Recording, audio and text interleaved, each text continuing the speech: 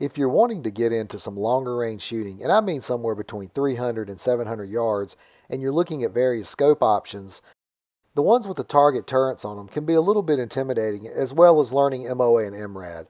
So what I want to do is I want to give you 3 scope options that I think are pretty basic and pretty user friendly to help you get set up to shoot some of those longer ranges.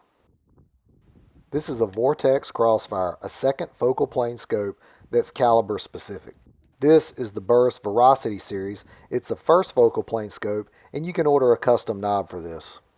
This is the Leupold VX series scope. It's a second focal plane scope, and you can order a custom dial for this one as well.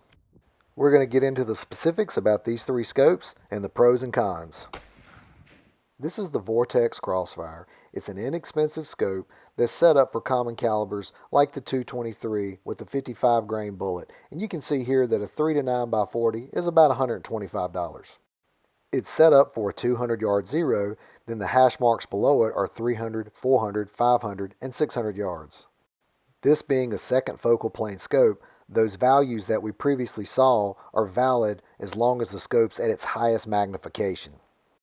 This is where using a second focal plane scope with additional hash marks can be a little bit tricky.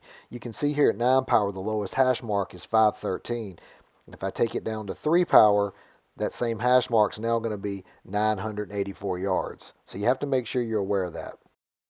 Here's a prime example of that. I'm using the Vortex Crossfire with the BDC style reticle, shooting a 223 at 400 yards. When I started, I didn't have the scope set at the highest magnification. After a few misses, I realized my mistake.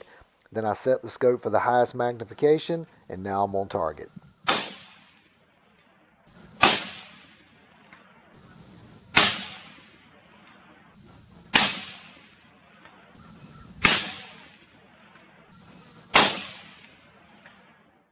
This is the Burris Veracity 2 to 10 by 42. It's a first focal plane scope, and it's about $500. You can see that there's just the standard cap over the elevation dial.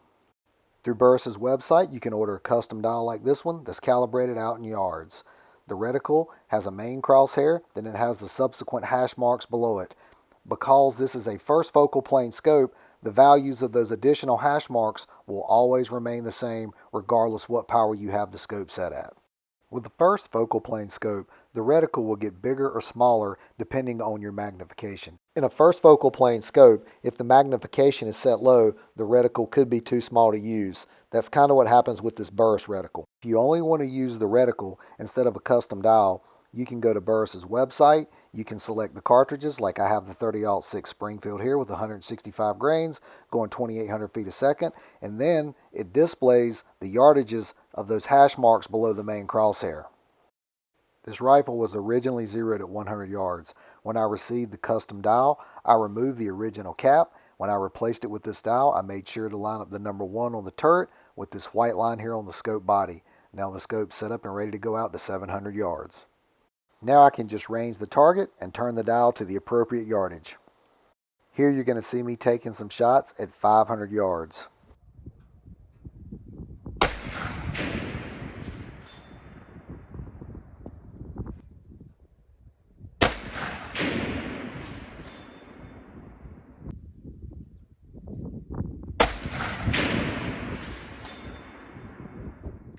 The final scope is a Leupold VX series. This is a 3.5 to 10 by 40 CDS ZL. The CDS is custom dial system. The ZL is for zero lock.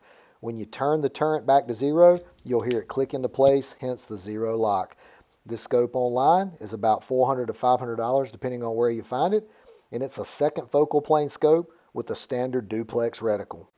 Just as Burris offers a custom knob, so does Leupold. You can go to their website, enter in all your information relative to your cartridge, and the first dial is free from Leupold. Every dial after that is going to be around $80. You're also going to want a chronograph to help you get the muzzle velocity, which is a very important piece of information, along with the scope height above bore. The quick way to do this is to take some calipers and guesstimate the center of the scope and then the center of the bolt, and just get that reading, and that's your scope height above bore. A more precise way is to use calipers and measure the scope, divide that by 2, then measure your bolt, divide that by 2, then measure from the top of the bolt to the bottom of the scope, Add all three of those numbers together, and that'll give you your precise height scope above bore. The reason I like Leupold's simple duplex reticle in the second focal plane is there's no additional hash marks where you have to worry about what magnification your scope's set at.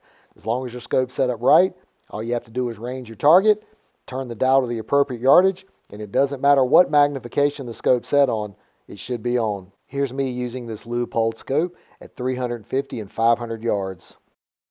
These were literally the first shots at 350 and 500.